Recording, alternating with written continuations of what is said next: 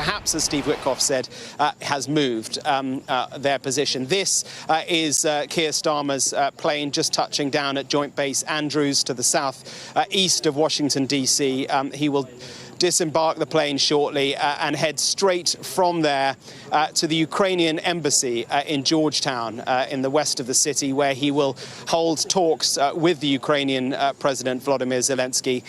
They will then make their way here to the White House and will be joined by other European leaders, Giorgia Meloni of Italy, Emmanuel Macron of France, Chancellor Merz of Germany, the NATO Secretary General Mark Rutte as well.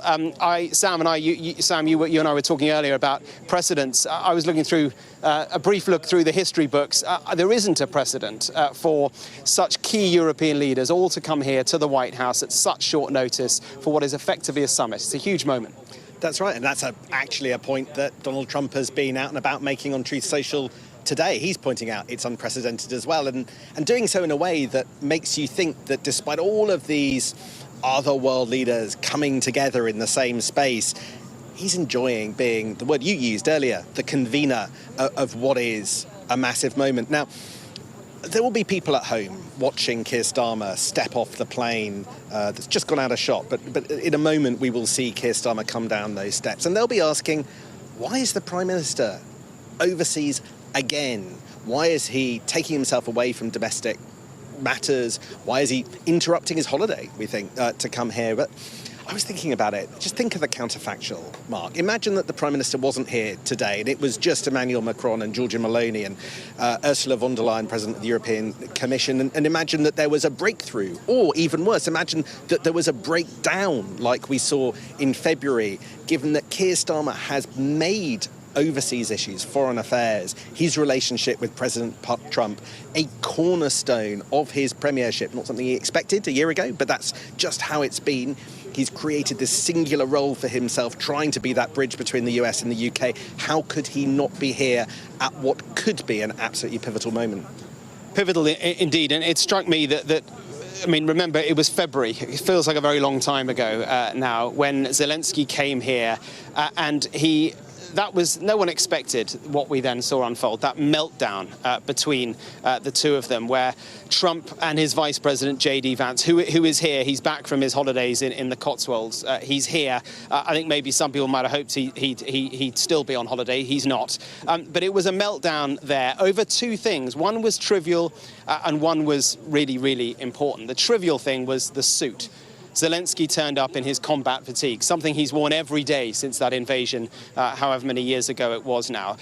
And that seemed to go down badly. So will he wear a suit? Will he wear a tie? We'll see. We haven't seen any images of him yet today. But that you know, in Trump world, the trivial matters as much as the detail. In fact, sometimes the trivial impacts the detail. So that's interesting. The other thing that struck me, I think is really interesting, is that back then, one of the reasons that there was a breakdown was because Zelenskyy was saying to Trump, look, I'm willing to go for a ceasefire, but only if you, the Americans, are willing to give us security guarantees. And then Trump and Vance said, no, this is a European problem. Now they seem to have moved to that position. I think that's going to be key, isn't it?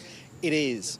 I think Zelenskyy, since that moment in February, has, and forgive my way of explaining this, but I feel like he's had a lot of coaching, effectively, by European leaders who see themselves as allies. There's a lot of thought going in, I understand, talking to people around the place, talking to European diplomats, there's a lot of thought going into how you approach President Trump if you're President Zelenskyy. And I think that what you'll see today is a President Zelenskyy who has been assisted. I mean, from the British side, I think Jonathan Powell, National Security Advisor, feeds in a lot of advice. He's a key player, isn't he, behind the scenes? He's possibly the most important official inside Downing Street, political appointee, long-time Blair Chief of Staff, now the person effectively running foreign affairs for Keir Starmer. Some might ask whether that should be David Lammy, but the reality is I think it's Jonathan Powell.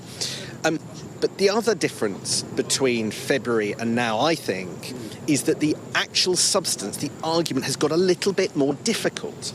And the reason is because if you read what Donald Trump has been saying on Truth Social and elsewhere, if you listen to figures like Marco Rubio, they are now pushing the Ukrainians quite hard on something and somewhere and an issue they don't want to go, which is territorial concessions. And for me, what's going to go on in the building behind us today actually will all be about how they deal with that particular difficult issue, because if pushed, President Zelenskyy could actually end up once more cratering the discussions with the American. If he goes too far and rejects point blank President Trump's requests that they consider territorial exchange. At the same time, is there a formulation?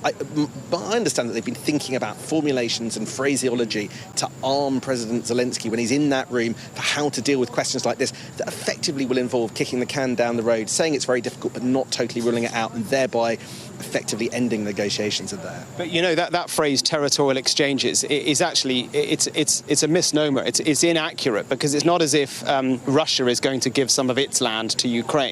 This is about control exchanges. This is about Ukraine ceding control of some of its own land, giving away land that is already Ukrainian to the Russians. So that is kind of, it's critical. Look, as I said, the two takeaways I think the Europeans are going to want from this, first of all, is from the Americans a tangible commitment to security guarantees. When Steve Witkoff, as we saw in Dom's report there, he was talking on CNN at the weekend, when he talks about an Article 5 commitment like that is kind of the cornerstone of NATO, but not part of NATO. What does he actually mean by that? So they'll want clarity on that. And then they'll also want from Zelenskyy a commitment from him that he is at least willing to talk about, call them territorial exchanges, call them control exchanges. He's at least willing to talk about land and the land he's prepared to give up. It's a massive moment domestically for Keir Starmer as we see the cameras preparing for the shot of him coming off the plane. But it's a massive moment for European diplomacy and European security, isn't it? It is, and it's important for Keir Starmer because he has adopted this extremely contentious stance in relation to Donald Trump.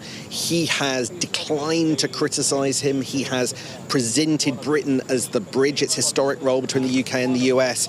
He has effectively hugged him close. And I think in Britain, Donald Trump is as unpopular, if not more unpopular, than amongst pretty much any other domestic European populace. So, do you think that? So it's a side point, but it's interesting because I sense that actually there is a significant proportion of Britons who actually quite like, that they may be aligned with Farage and the right, but they kind of like Trump and his style. Well, some of the polling last year was putting Trump very unpopular amongst Britons, and Keir Starmer's approach, and you're just about to see him walk out of that plane door, has been to take a very clear approach. Emmanuel Macron, Australian counterparts, Mark Carney over in Canada, have all adopted very different tones. Keir Starmer has taken the heat. Now he needs to show what he can deliver by adopting that stance, and whether he can help bring the US president a little bit more on side in moments like this. That's why he's rushed over here. By the way, Mark, you're looking at the plane door. Who comes out with Keir Starmer, I think, is pretty important. Jonathan Powell, I think, National Security Advisor, absolutely key in the argument, both domestically and across Europe and in Ukraine. But not a lot else. I mean, this trip was thrown together at such haste. There aren't the usual travelling pack of journalists. You weren't on the plane. I wasn't on the plane. I landed last night, and as far as we understand, no other journalists are there. But also, interestingly, no other real media opportunities with Keir Starmer. They're being very, very cautious because they know that little things could end up undermining and upsetting the tone of what's going on here today. This is not about, what one British official said to me. This is not about us. This is not about Britain. This is Volodymyr Zelensky's moment, and they are here kind of in support of that. You talk about that February meeting, which was, I was here there. It was an extraordinary moment, and it was a lesson for Zelenskyy. Yes, you can argue he was ambushed perhaps by Trump and by J.D. Vance, but he didn't play it very well. He rose to the bait, and it went terribly. But what it also did, it allowed every other European leader to learn from that as well. Yes, they coached him from that moment, but they also learnt themselves how to play those Oval Office moments. It became the blueprint of how not to do it. And since then, we've seen them all in their own way coming to the Oval Office and kind of moulding their own relationship with this truly consequential president. And I suppose they're going to bank that today, aren't they? Whether it's Kier Starmer and what some might describe as his sycophancy with the letter from the King and all the rest of it, whether it's Mark Rutte and those cringy daddy comments at the NATO summit, whether it's Giorgia Meloni, the Italian Prime Minister, she has politics that is aligned with Trump and she's banking that.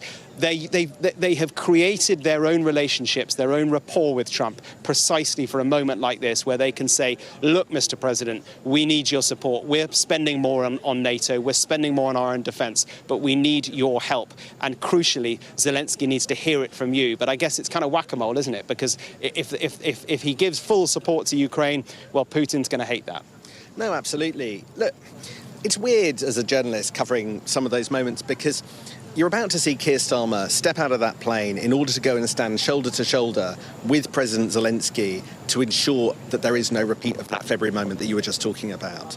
But at the same time, you hear nothing but praise and support in public. I don't know about you, Mark, but I've had multiple conversations with British officials all over Whitehall who think that President Zelensky has not played his hand well, who has pursued beyond the leverage that his country has, who fear that this conflict is not going to end in a good place. And the private tone and assessment of people all over the place, certainly in my reporting patch of Westminster, is much more critical and sort of, it can be a bit glass half empty as well as the public glass half full position, which is fascinating. All these 8 world leaders, including the heads of the European Commission and NATO, turning up today to stand in solidarity with a man who, in private, you do hear concerns and doubts and worries about when you talk to them, and yet, because of the domestic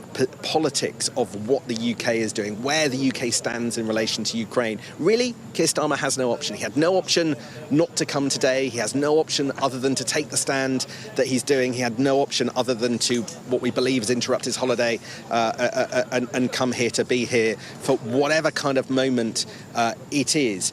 Such a weird set of choreography today, though, because Keir Starmer will go from this plane to the Ukrainian embassy, and then somehow he and we think the other leaders will end up coming. I don't know whether there's a bus, I don't know whether there's a fleet of limos from the Ukrainian embassy to here, a brief lunch, but then the main business of the day is conducted before Donald Trump sees the European leaders. Yeah. So we could have the very difficult moment that everybody wanted to avoid having happened before the 8 European leaders have a chance to have a proper discussion with Donald Trump. So maybe we don't end up stopping what we're all worried about. That's one of the bits of jeopardy of today, built into the timetable, effectively. Built in on purpose by Trump, of course, because he likes to keep everyone guessing. What we don't know is whether Starmer is going to be the only European leader at the Ukrainian embassy, or whether they're all going to go there first and have a meeting and then all come here. But you're right. What we do know is that the other European leaders will be in one part of the White House waiting and having a buffet lunch while Trump and Zelensky are in the Oval Office. And as you say, that could provide, if Zelensky hasn't, as some would say, learnt his lesson, then that could provide a moment of high jeopardy before they then have a family photograph, as it's known, where they're all together, and then they discuss the meat of it after. But the world leaders, the 8 leaders, will not know what's going on inside the room between Zelensky and Trump. Well, they might, because these days under Biden it was never televised, and it was always, we got it afterwards. And in fact, with that February moment, that too, there was like what they call a tape play out. So we heard what was happening in written form, and we're like, this doesn't sound very good. And then only an hour later did we see the video, and sure enough, it was disastrous. Now, if things go as we expect them to, the Zelensky-Trump moment in the Oval Office will happen live. And so if they've got a TV feed in the other part of the White House, they'll be able to watch it. Well, if there's a screen, or they'll be hunched over their phones watching Sky News, watching Sky News. But at the same time, there will be elements of substance presumably happening in private as well. And who knows what will happen when Donald Trump then comes face to face with people that we think Keir Starmer and his team now walking out of the British RAF plane that has transported the Prime Minister from London to Washington, to Andrews Air Force Base, just southeast here of Washington. We've got a very small screen here, so I don't know if Keir Starmer was one of those that came out just now. I don't think he was. So we're still expecting him to emerge, some of his staff making their way out. As you say, Sam, really interesting to see who is directly behind him. Is it going to be is the Foreign Secretary on the plane, do you know? I don't know. All eyes are on the screen. I'm looking with the rest. I have a feeling he's not. We haven't heard reporting that he is. This is a moment where it's leader-to-leader politics primarily. Some of the people who are coming out at the moment, by the way, Mark, are the people like the videographers and the photographers. No leader travels without an enormous selfie army with them to ensure that every moment is repackaged and refilmed for their own domestic audiences. And so, whereas once a Prime Minister might have travelled with a photographer, now they travel with armies of people in order to manage their social feeds. And I recognise some of the faces that came out of the plane just now. And I'm hearing that the Foreign Secretary, David Lammy, is not on the plane, perhaps because this has just been organised at such short notice. Jonathan Powell, National Security Advisor, he will be on the plane for sure. Absolutely. And there are interesting, intricate, delicate politics about who will be allowed in the White House. It could be that as few as two political figures, Keir Starmer and Jonathan Powell, are the only people that end up going into the room behind me. Because, of course, you've got 8 delegations, all of whom will be bringing kind of 1 or 2 people. And so I think access will be incredibly tightly controlled because, just standing out here outside the White House in the press area, huge numbers of people coming for this global TV event that we're anticipating later. You can hear TV crews from all over the world encircling us. And so too will there be intricate politics about who ends up going into the White House behind us. Yeah, we were here at about 6:30 this morning, and I it's August. It's silly season normally.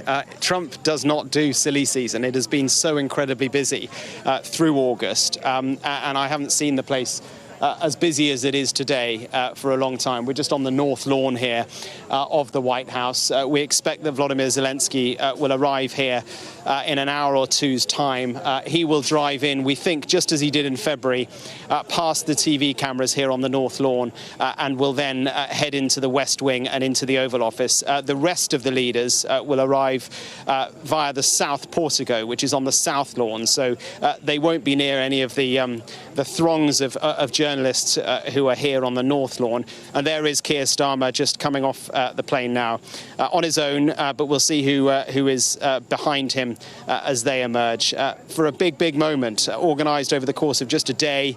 It's going to be a big moment indeed. James Roscoe there, Britain's Deputy Ambassador to the United States, greeting him on the tarmac along with other British and American officials. A big day for Keir Starmer. He will head, as we've been saying, straight to the Ukrainian embassy in Georgetown, where he will be joined by Britain's ambassador to the United States, Peter Mandelson. And as I say, what we don't know is whether any of the other European leaders will be at the Ukrainian embassy as well. That's right. But you've got to think, if quite a few of them are coming here to show their solidarity with President Zelenskyy, there will want to be a show, a visual show that Ukraine will want the world to see. So I wouldn't rule it out. And we're talking about images, we're talking about visual signals, competing visual signals that different actors in this drama want to show us. But Mark, when I look at the substantive differences, the substantive difficulties that also need to be got over, the hurdles, you do just wonder whether or not significant progress can be made today, whether it's on that subject of territorial gains or territorial exchanges, as you rightly point out, quite a lot of the land demanded by Russia, not even under Russian control at the moment. And Russia not kind of giving up any of its own land. I mean, that's why it's such a strange phrase, territorial exchanges. They're not. The tiny bit in the northeast, we understand, but areas that we don't really think substantively matter. And that area that Russia is trying to take control of, swathe the Donbas region, areas of industrial heartlands, heavily defended, areas that will be very hard for President Zelenskyy to give up, for Ukraine to cede. One person described what's going on over the last 72 hours with President Putin as a bit like this.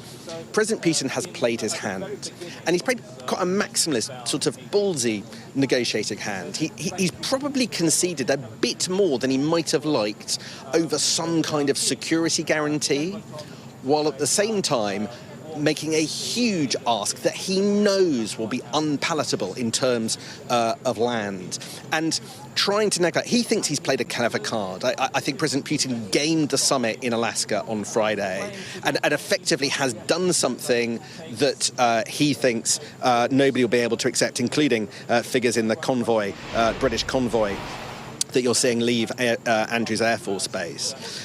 He thinks that, of course, the Western community couldn't find that deal palatable.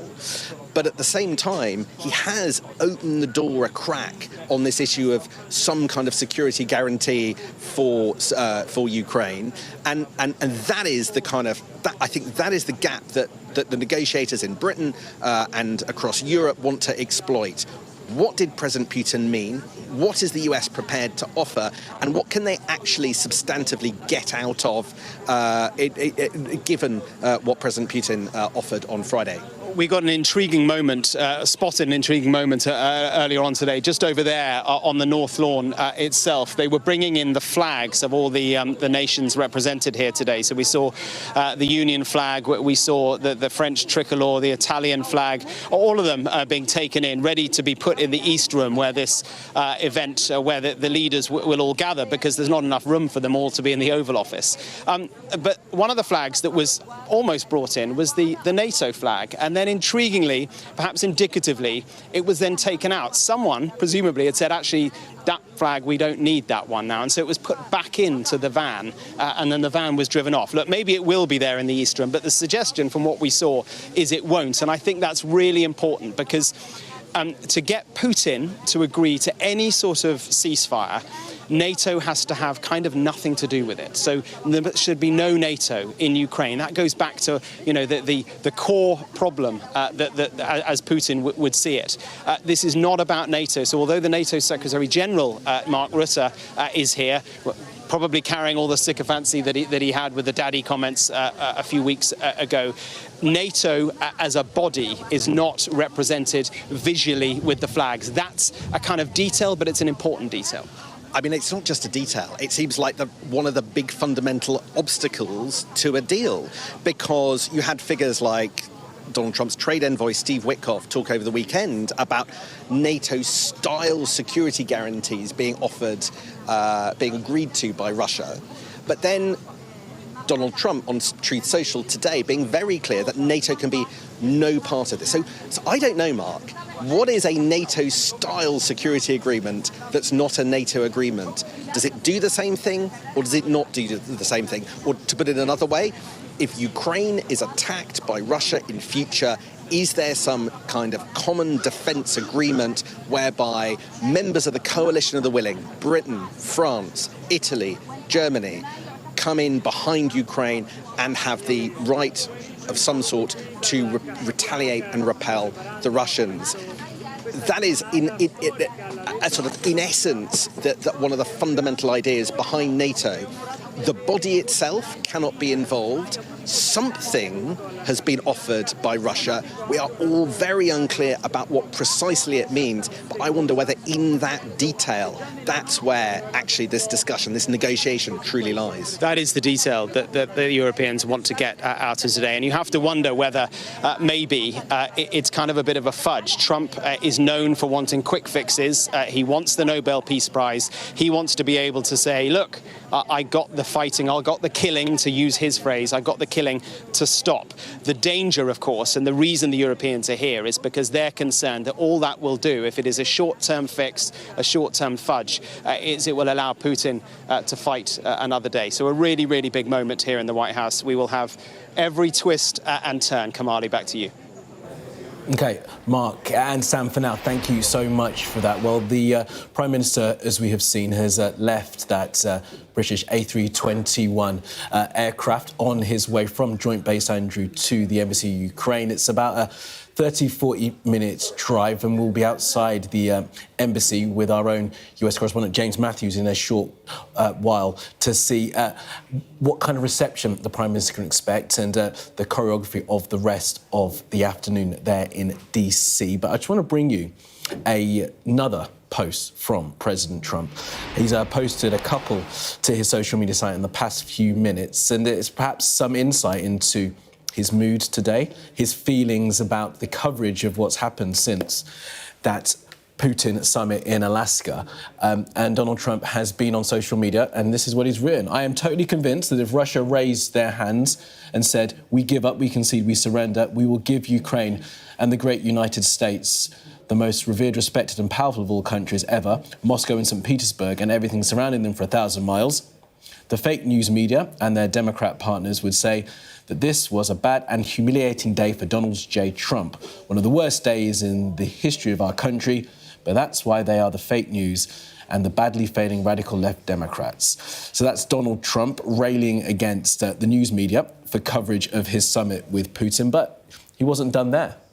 He went on, posting a couple minutes later, I've settled 6 wars in 6 months, one of them a possible nuclear disaster, and yet I have to read and listen to the Wall Street Journal and many others who truly don't have a clue tell me everything that I'm doing wrong on the Russia-Ukraine mess. That is Sleepy Joe Biden's war, not mine, he says. I'm only here to stop it, not to prosecute it any further. It would never have happened if I was president. I know exactly what I'm doing, he says, and I don't need the advice of people who have been working on all of these conflicts for years and were never able to do a thing to stop them. He writes, they are stupid people with no common sense, intelligence or understanding, and they only make the current R/U disaster more difficult to fix. Despite all of my lightweight and very jealous critics, I'll get it done. I always do, he says. So a look inside the mind, perhaps, of Donald J. Trump in the hours before he holds a crucial, extraordinary meeting with the president of Ukraine, Volodymyr Zelenskyy, as well as with 6 European leaders and Mark Rutte from NATO, as Donald Trump continues to air his grievances about anyone that would have the temerity to criticise the way that he has reached this point in perhaps getting closer to stopping the war in Ukraine. Now, President Zelenskyy has been in Washington now for coming on for 24 hours, and he's met with the US Special Envoy for Ukraine and Russia, Keith Kellogg. Now, following that meeting, President Zelenskyy said that Ukraine was ready to work productively for peace and that he wanted to work hard to reach an agreement. President Zelenskyy meeting Keith Kellogg, not the first time those two men have met, but it's the beginning of the process for him to be holding talks with US officials before sitting down with President Trump. Well, let's go now, as promised, to outside the Ukrainian embassy. Prime Minister on his way there, and our US correspondent James Matthews is standing by waiting. James, great to have you with us. Now, before we talk about Prime Minister Keir Starmer coming in and President Zelenskyy and what may happen, just give us a sense, if you can, of what you make of those Truth Social posts. You've been there covering this man for quite some time, a hugely consequential moment about to happen in a few hours' time. And he has been on Truth Social. And these aren't the only posts. These are the ones just concerning this particular topic. He's been posting relentlessly for the past few hours. What does that tell us about what kind of reception Zelenskyy and those European leaders could get? I think what it tells us, Kamali, confirms to us, is that Donald Trump is a very sensitive individual and will have been sensitive to commentary over the weekend that he was humiliated by that meeting with Putin. That's the general sense of the coverage that I have seen here in Washington, D.C. As I stand here on M Street, you know, Chocolate Box, Georgetown, down the Potomac River, Sir Keir Starmer expected here shortly. You can see the tight security, Kamali. That's the Ukrainian embassy. That's that townhouse which flies the Ukrainian flag, which bears the slogan, "We are free, we are strong, we are open for business." That's where they have run their DC operation throughout this war. And it's been a busy old place this morning. We've seen the arrival of the President of the European Commission, Ursula von der Leyen, Alexander Stubb, the President of Finland, a key player in all of this, close buddy, of course, of Donald Trump. Trump likes him. He plays golf with him. Stubb has told Donald Trump Putin is not to be trusted. So it's busy. And I think the people who are in that building now, and Sir Keir Starmer, when he arrives shortly, I think they can exploit the headlines and the kind of reaction that we have seen in these Truth Social posts, Kamali. Trump wants to be the deal maker. He wants to be the peacemaker. He wants to be a man of stature who leaves behind a strong legacy, the man who obtained peace through strength. The whole tone of the coverage has been peace through surrender. Trump will not like that. And I think the key, the secret sauce for his visitors, his European visitors today is that, look, we can fix that for you. And, you know, we can fix that for you and at the same time buttress Ukraine's President Zelenskyy. I mean, how they do that, how they square the circle, how they find compromise, of course, is going to be the difficult part in all of this. Trump clearly leaning towards the ceding of land by Ukraine. Zelenskyy implacably opposed to that notion. Maybe the compromise is in ceding land that actually doesn't matter right now, doesn't matter quite as much as the key areas, the Donbass and so on. And essentially, you know, I wonder if we will see an exercise in swimming with the tide. I think we get a sense of that from remarks made by Sir Keir Starmer earlier on this morning. He was asked about a ceasefire. Is that something that should be placed back on the table? He didn't answer yes or no, but he did speak about a peace process, you know, getting towards peace beyond now. He didn't want to get involved in conversations about ceasefire. So to my mind, it looks to me like that's gone. I mean, it's just off the table, a ceasefire. It's an exercise now in engaging with Trump on his terms, not complicating matters by trying to bring back in a notion that disappeared in his meeting with Vladimir Putin. Essentially, you know, diplomacy as it has taken place through time. Focus on the elements on which you agree and work from there. So I think, you know, Donald Trump, he's a pliable president. I think we saw that demonstrated in his meeting with Vladimir Putin. He's a man prone to carrying the thoughts of, you know, communicated to him by the last voice in his ear.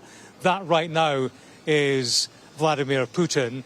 And I think today, you know, just in terms of the optics, the physical nature of it all, the numbers who are turning up here at the door of the Ukrainian embassy, we see a show of unity. You know, Vladimir Putin was setting himself up as Trump's old friend, talking about big picture, what they could do together, a shared history. Many will say he had the temerity to talk about a shared history between his country and Donald Trump's country. I think the message here is, look, he's your enemy. We are your friends. Stature, legacy lies in your strength shown towards us. This is an arrival, Kamali. We're seeing the tightened security. What Zelenskyy has done in the past hour has been to come out onto the steps, and in fact there we see him, and an arrival is that it's Mark Rutte Secretary-General of NATO. Trump likes him, of course. He's the man who calls Donald Trump daddy. And it may be we see more of that fawning, flattery of Donald Trump today. And I think as Mark Rutte goes inside to join Zelensky, and by my count, two others at the moment, the Finnish president and the European Commission President Ursula von der Leyen, that's going to be the tactic, isn't it? An exchange of information. What makes Trump tick? What makes him tick? What works? What buttons do we press with Donald Trump to bring him back on side, to boost the interpersonal relations that we have with him, because that's the starting point, and from there the politics will follow, and that is the more difficult aspect in all of this. How do they find compromise that works for Donald Trump and that works for Volodymyr Zelenskyy? Because right now they appear to be poles apart on that key issue of ceding ground. Sir Keir Starmer, I'm not sure if we're going to get questions to him. One would imagine that the British Prime Minister, pivotal, prominent, a significant player in all of this, would want to communicate his thoughts right now to the UK and international media. We'll see if that comes to pass. But the question's for him. What's the path to agreement? Where do you find compromise? Will Ukraine have to cede land? How do you sell that to Volodymyr Zelenskyy? And ultimately, how do you carry Donald Trump with you? Because that, in all of this, is key. If nothing else, these European countries have to carry Trump with them to ensure the security guarantee. That's something they must not let drop. They have to keep America in the game. The more they can do that, the more pledges they get from Trump, the better. But ultimately, they need that security backstop. So, many questions. Answers very difficult to find inside that room. Hopefully we'll get some answers at the front door in due course. We'll see. You'll be right there if and when we get those answers, James. For now, outside the Ukrainian embassy, thank you for that. As James was saying, the Prime Minister on his way to that embassy in Georgetown. We'll bring you those pictures if we get them clear enough when PM Sir Keir Starmer arrives. James, for now, thank you.